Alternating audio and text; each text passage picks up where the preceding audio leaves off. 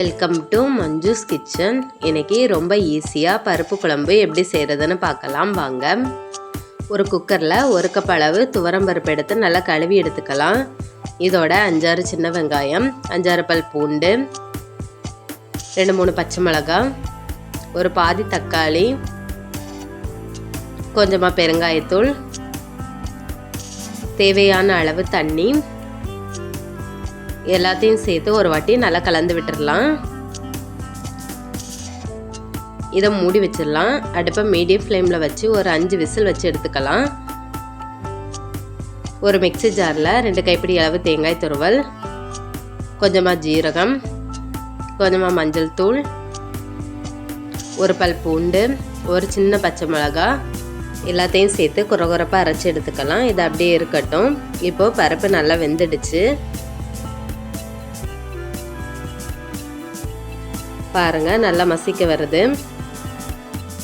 இதை ஒரு வாட்டி நல்லா மசிச்சு விட்டுறலாம். இப்போ நல்லா மசிச்சாச்சு. இதோட நம்ம அரைச்சி வச்சிருக்க தேங்காயை சேர்த்துக்கலாம். இதை ஒரு வாட்டி நல்லா கலந்து விட்டுறலாம்.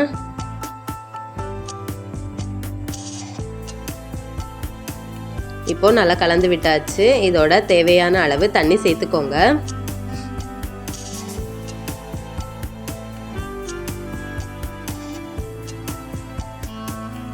தண்ணி சேர்த்து நல்லா கலந்து விட்டுறலாம். இப்போ அடுப்பில் வச்சுக்கலாம். இதோட கொஞ்சமாக மிளகாய்த்தூள், கொஞ்சமாக புளி கரைசல் ரெண்டையும் சேர்த்து நல்லா கலந்து விட்டுறலாம்.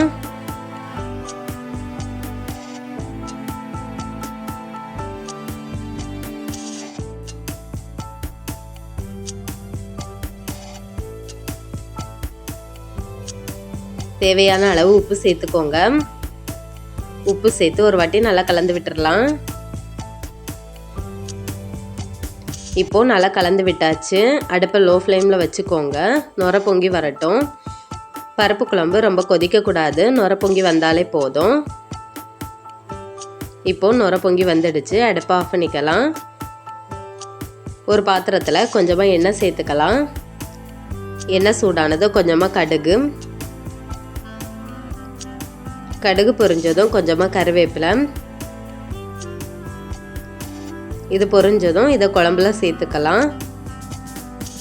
இதை ஒரு வாட்டி நல்லா கலந்து விடுங்க.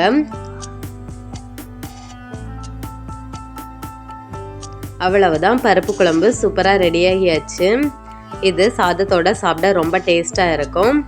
நீங்களும் வீட்டில் ட்ரை பண்ணி பாருங்கள். பிடிச்சிருந்தா லைக் பண்ணுங்கள், ஷேர் பண்ணுங்கள், சப்ஸ்கிரைப் பண்ணுங்கள். மறக்காமல் பெல் பட்டனை கிளிக் பண்ணுங்கள். தேங்க்யூ.